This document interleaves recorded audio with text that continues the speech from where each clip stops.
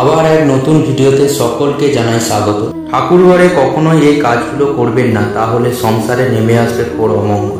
আমরা সকলেই জানি বাড়ির মধ্যে ঠাকুর ঘর অত্যন্ত গুরুত্বপূর্ণ, যার মধ্যে বাস করে আমাদের ইষ্ট দেবতা। তাদের কৃপায় আমরা সুখ শান্তিতে জীবন কাটাই। তবে অবশ্যই সঠিক নিয়ম অনুসারে দেবতার পুজো করতে হবে। যদি তা না করা হয়, জীবনে শান্তির পরিবর্তে নেমে আসবে অশান্তি। কোন কাজগুলো ঠাকুর ঘরে করা যাবে না? প্রথমেই দেখতে হবে ঠাকুর ঘরে ভেতরের সাজসজ্জা। জেনে নিতে হবে ঠিক কী ধরনের জিনিস ব্যবহার করা উচিত। যে কাজটা ঠাকুর ঘরে একেবারেই করতে নেই তা হলো ঠাকুর সিংহাসন ছাড়া কখনোই রাখতে নেই। ঠাকুর অবশ্যই সিংহাসনে রাখতে হবে, সবচেয়ে ভালো কাঠের সিংহাসন, তবে মার্বেল বা কোনো ধাতুর সিংহাসনে রাখা যাবে না। 2 নম্বর, আমরা ঠাকুরকে যা কিছুই প্রসাদ হিসেবে অর্পণ করি তা কখনোই 5-7 দিন ধরে ঠাকুর ঘরে কিনে রাখা যাবে না।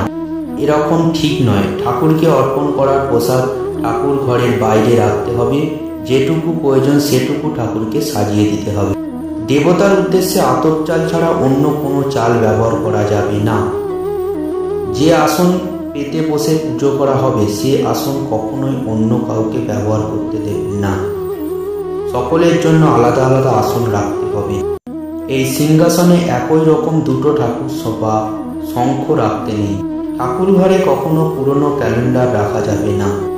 যদি প্রদীপ জ্বালানো হয় তাহলে বিশেষভাবে খেয়াল রাখতে হবে যেন পুজো শুরু থেকে শেষ পর্যন্ত যেন প্রদীপটা জ্বলে, মাঝপথে নিভে না যায়।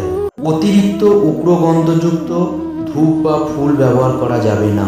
পুজো করার সময় ঠাকুরের একেবারে মুখোমুখি বসতে নেই, একটু বাম দিক চেপে বসে পুজো করতে হয়। তো এই নিয়মগুলো মেনে আপনারা চলুন, দেখবেন আপনাদের সংসারে সুখের দিন আসবে। দেখা হচ্ছে পরবর্তী ভিডিওতে।